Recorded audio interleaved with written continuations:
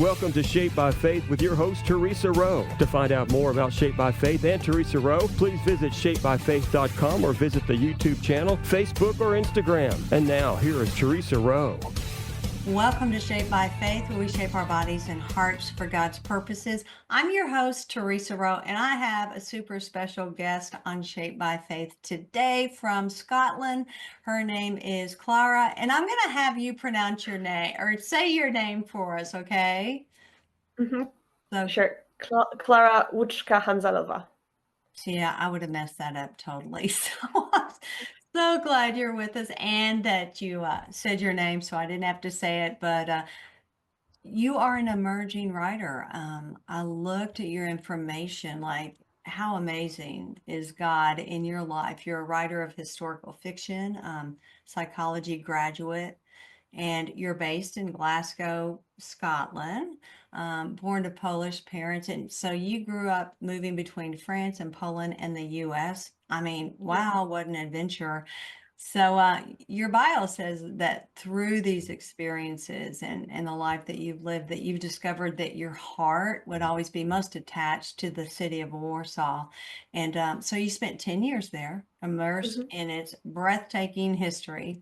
So your first novel, and we're going to talk about that, I'm going to let you just share about that, Dust of Wrathful Years. You give a glimpse into Poland's heritage, and that is so amazing. I can't wait for our listeners to hear that. And through the stories of young people, right, fighting for the country's freedom during the Second World War. So, Klara, thank you for joining me on Shaped by Faith. Thank you for having me. It's a pleasure. I'm really excited about this. Yeah, I love the history of where you lived and where you're at right now and how God can divinely connect us and get this internet connected. So you're in Scotland, I'm in Kentucky. How cool is that? I would love to hear about your background, like what your childhood was like and how it shaped you, just the different places you've been. Sure. So I was born in France, but my parents are Polish. And soon afterwards, we moved to the US, which is where I learned to speak English. Hence, I have a bit of a trace of an American accent when I speak. But then we lived in Poland for most of my formative years. So my accent in English got a bit Europeanized. But anyway, I had the chance to experience various cultures because when I was in Poland, I went to a French school. So I went through the whole French educational system, which means that I feel like I grew up between Poland and France, but because we always spoke Polish at home and my parents are Polish, I feel that that's the country to which I feel the deepest connection. But I'm also very grateful for the fact that I got to live in all these other places, thanks to which I really got immersed in the culture and the language. So I got opportunities to learn French and English very early on. So thanks to that, I can speak the three languages quite fluently, which I'm very grateful for because I know that it's harder to learn languages when you're older. But because I had that opportunity as a child, it didn't seem that difficult. So thanks to that, I got the chance to learn the languages, and that means reading books in more languages than one. So that's also something I love to do. You've got an amazing background. I'm marveling at, three languages, and you're smart, you're beautiful, you're intelligent, you're writing books, and you've got your whole life ahead of you. I would love, Klara, just to hear a little bit about your faith background, if you don't mind just sharing your faith. Like, have you always been a believer? Did you grow up in a Christian home? Yeah, so my parents are both Christian. I was brought up in the faith, and I lived in Poland, which is a very Catholic country. So the faith is really ingrained in the culture, and it's really part of daily reality. Like throughout the whole year, you can really see the culture and the society is very Christian. It has a deep attachment to Christian values. So for me, it felt like something natural to be Christian. Like I didn't really know there to be alternatives because that's just the way it was in Poland. But then when we moved to France when I was 16, and that's when I realized that actually not every country is as well, there aren't, yeah, like not in every culture is Christianity so prominent and always so naturally accepted. So by being in a different context and where my faith was a bit more challenged, that's where I learned to accept it a bit more for myself, because it wasn't always that easy. And to and then when I moved to university, that's when I really felt like I needed a community, and I went to the local university chaplaincy, and that's where I made some incredible connections with the best friends I've ever met in my life, and that's where I met my future husband as well. So finding this community at university really helped me um, deepen my faith and go further than I was when I was brought up as a child. No, it's so important for us to surround ourselves with people who are believers in Christ. I mean, I think that's so important. I think, Clara, so many young people, maybe they don't have that experience, at the university. Maybe they don't search that out, but it's really up to each one of us to kind of search that out so that we can grow stronger and be encouraged in our faith.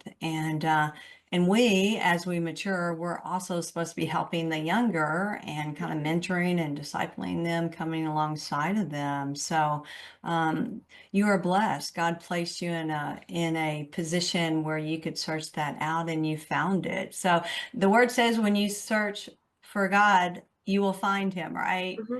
Yeah. Let's talk about your writing journey. Like, have you always been a writer? Did you write when you were a little girl? When did that start? Yeah, sure. So it started around the age of 11, but at the time it was completely different what I wrote, because I read a lot of Agatha Christie. So I was really into detective stories and that kind of stuff. So my first attempts at writing about were like detective stories based in a boarding school, that kind of thing. But it didn't last very long. I wrote a few short stories, and then I put that a bit to the side because I had many other hobbies and interests, and um, I thought I didn't have time for writing. And then at the age of around 14, the idea sparked to like write this World War II historical fiction novel. But At at the start, 14. yeah, but it was just a few little scenes and sketches of characters that I had in my mind. And I wrote like one chapter or two and then put the manuscript away. I wrote it in English first, and then I tried writing in Polish, and I was just kind of fluctuating between languages, trying to decide which worked better. But I didn't give it that much thought afterwards. I just daydreamed a bit about the idea and playing certain scenes over and over again in my head, but not really writing anything. And then it wasn't until many years later that I showed a chapter of the book to my boyfriend at the time, who's now my husband, and he read it, and I really enjoyed hearing his feedback, and just hearing someone comment on what I had written really encouraged me, because I thought, wow, it's great to like share what you've done with someone, and feel that this speaks to them and they enjoy it and they have their own thoughts about your writing, and that encouraged me to pursue this and just keep writing the story, because I wanted to have more of these conversations. So I I continued the book, and that was in the fall of 2020 when I picked up the manuscript after like almost 10 years. And when I finished university, that was in 2022, I picked up the pace and tried to finish that book. So I would say that it took me 3 years to write the first book, but many more years of thinking about it. Wow, that's a great story. And we all need feedback. I Mm-hmm. love that your boyfriend, now your husband, gave you that encouragement and that feedback, and we all need that. You're actually in Scotland. What's the weather like there? Um, Today it was quite cloudy, but no rain, which is quite fortunate. You We're get a seeing the lot of start of the rain? springtime. Okay, okay. So I was telling you, we're in Kentucky, and so we never know what the weather's going to be like. Like one day it could be 80, the next day it could be 30. So we just don't know when it's around springtime. So we're kind of going through that right now, but it's beautiful here. And I've never been to Scotland. I've always wanted to travel there, but maybe one day, maybe one day. Uh, Clara, let's talk about your book, The Dust of Mhm. Wrathful Years. And you said, you started to write it when you were 14 and then you put it down, put it aside, and then you picked it back up. And so obviously that was published. Was that 2023 when that was published? Yes, yeah, that's right. Okay. 2023. Okay, so why don't you give us a glimpse into it? You don't want to give it all away, but definitely a glimpse into it. And who are the main characters and like, how did you choose them? Like, I would love to hear, you know, what is your experience with writing? Does it come to you? Do you dream about it? Do you think about it? Do you pray about it? Like, how do those characters come to you?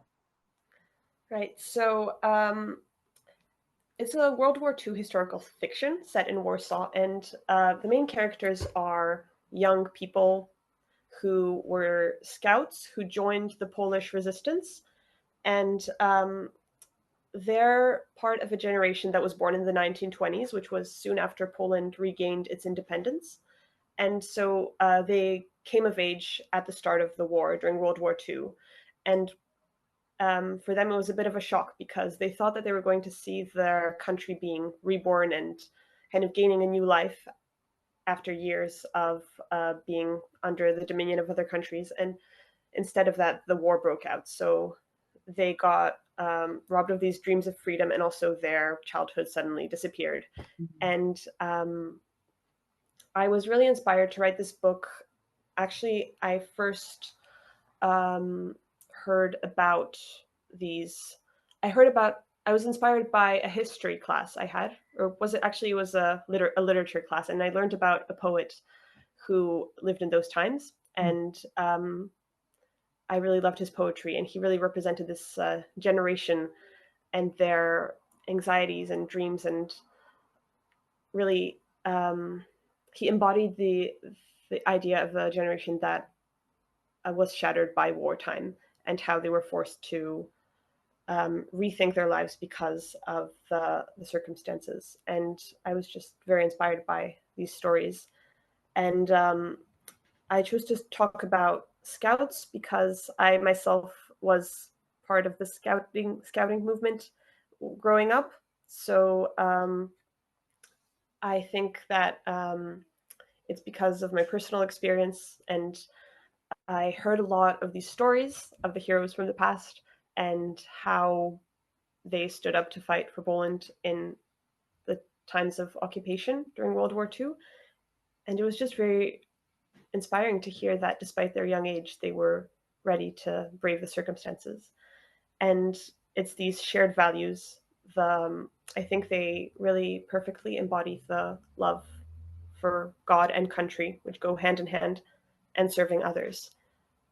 And that's why I chose to focus on scouts. Mm-hmm. And also because of the value of friendship, which my characters really show a lot of friendship and brotherhood, and how it's essential in those times when it friendship is most put to test, but also it's important because of the difficult times, and these young people need to find a way of rebuilding their lives and just finding out who to trust in a world which seems to have lost any sense of justice, or it seems that no one can be trusted, and yet they need these friendships. Mm-hmm. That's so good. So, um, are your stories based on like real people and events, or is it entirely fictional or a combo of both? How did you do that?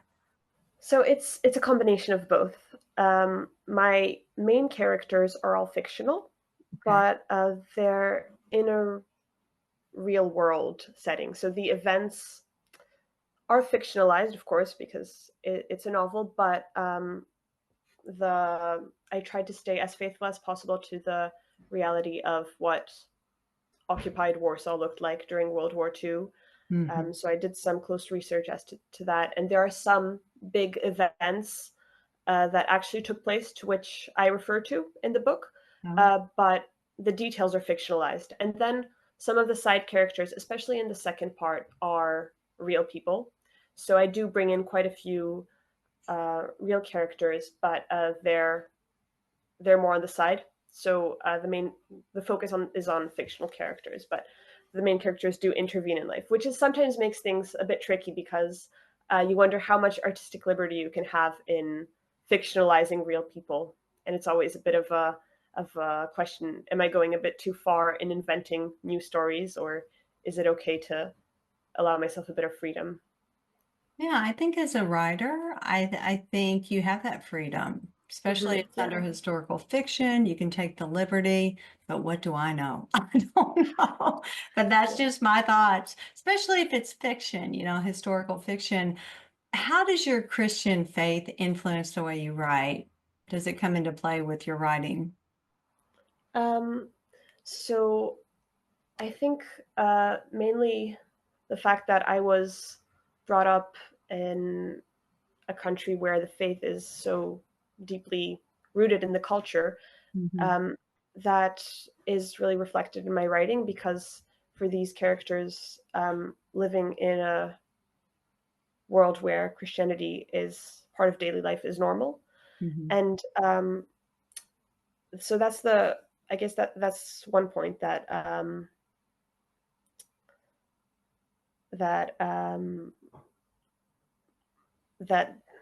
the Christianity is part of their lives, but also a bit of their lived experience of faith is also a big part. And um, I think I placed a lot of emphasis on the fact that in these dark times,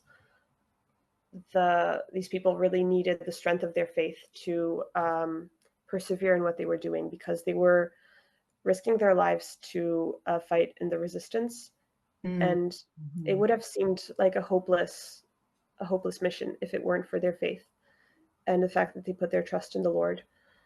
And I think that perseverance, that courage in the times where they were most tested, really is a reflection of their Christian values. So I think the main character's heroism and the fact that there is a good and evil, that it's pretty black and white. Obviously, everyone has their moments of doubts and struggles, but it's clear who is evil in this situation, and they are fighting that evil and um, going beyond themselves to do that. So Yes. just that, having that, distinction. What do you want your readers to take away from this particular book that you wrote? What's the message that you want to leave with them? So I would like people to learn a bit more about this time of history, Mm. and especially about the bravery of and courage of these young people in the resistance, and how it's important to stand up for what we value most in life. And in this case, that was freedom and um, their freedom, patriotism, and obviously um, God.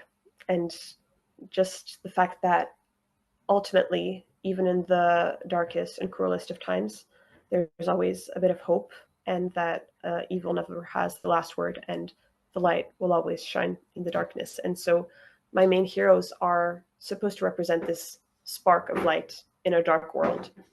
So good. You are lovely. I love hearing about Dust of Wrathful Years, your book, your first book. Tell us about the research. You're writing historical fiction, so you've got a lot of history. So what's entailed with your research? So it began with just a few impressions that I got from things I learned in school, and but then I thought I need to dig deeper into the actual facts and try to figure out what daily reality looked like during World War II to be sure I wasn't imagining a bit too much. So I guess my research had two different sides. So there was the side really based on the facts. So reading a lot of books on World War II in Poland. So some were memoirs of people who lived in the times, and others were written during the war. So I had a variety of different sources, and I even like found one book which was like a textbook manual of how to be a soldier in the Polish resistance. So it was written during the war, and that really helped me kind of feel what it would have been like in the time. So I was really immersing myself in the context. So yeah, I had a lot of books to read. Um, Luckily, the local university library supplied a lot of those. That's That was great. wonderful. And also visiting museums helped. I really loved the Museum of the Warsaw Uprising in Warsaw, which really made the history very much alive in my mind. And yeah, so that helped me dig into the facts. But then there was also a more emotional side of the research process. So that was more like trying to create an atmosphere. So I would go on walks around Warsaw or cycle around the city and just visit my favorite places and see how these could be integrated into my writing, into my story. Um, Obviously, the place changed a lot throughout the years. The city was destroyed during the war, so what we see now in Warsaw is completely different from what was at the time. But the structure is still there. So I was just going into these different places and figuring it out how it looked like years ago. And also, I read a lot of poetry from the time to really get a feeling of what those young people were going through, because I can never truly understand their hearts and their souls, what they went through, because it's a really unimaginable experience. But I think you can get a glimpse of it by reading poetry, because that's really a gateway to the artist's soul, I would say. So actually, the title for my book is inspired by a verse from one of my favorite poets from that time. So Just of Wrathful Years is a quote from one of his works. So that was how I was also trying to find a title. I was trying to find the appropriate verse of poetry that would match. Well, I think you did a great job with it. I love the title, and I did wonder how you came up with that, but beautiful. Thanks for explaining that. Let's talk about your second book. It's called In Death, Beloved, and I know that it was published in 24, and it was launched on a certain anniversary date, correct? Yes, that's right. That was the 1st of August, which is the anniversary of the Warsaw Uprising. So that was like a 63-day battle towards the end of the war, when the Polish resistance finally decided to take action and go into open battle, because before, all their work was kind of secret undercover. And that's when they, on the 1st of August 44, was when they launched the open fight. And basically, it felt like it's a very big date in Warsaw, because, and it's very close to people's hearts. Like every year the ceremonies are really remarkable. So it's quite an interesting fact. Every year at 5 p.m. on August 1st, which is when the uprising started, the whole city stands still. So you hear sirens around the city, and everyone stops, all the cars on the streets, and just for a minute of silence. It's not just a minute of silence, because literally no one is walking, there's no movement. And that memory really struck me, and it really stayed with me throughout the years. So I would see that growing up every year, and that really inspired me to write a book about the Warsaw Uprising. That is amazing. And yeah, so originally my first idea was to write about the uprising, and then, so that's the second book, mainly. That's the focus of the second book. And then I realized that I need to build up to that. So the first book is a bit of a build up towards that big event which happened.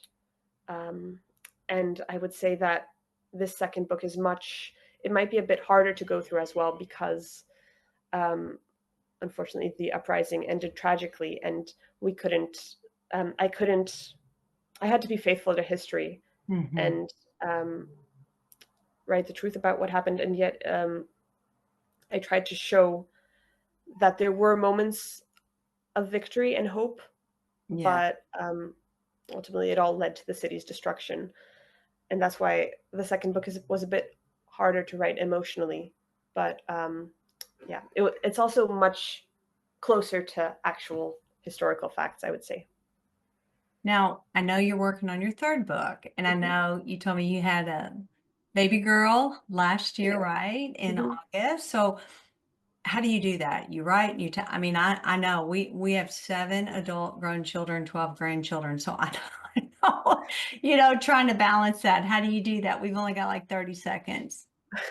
I'm trying to keep up the habit of writing creatively a little bit every day, just trying to not put pressure on myself, but have that discipline to just keep going and That's good. um, just have something to, yeah. Now, where can people find you and your books, Klara? So my books are available to purchase on Amazon, and you can follow me on Instagram for more updates, and also my website where I post articles from time to time and where you can sign up to my newsletter.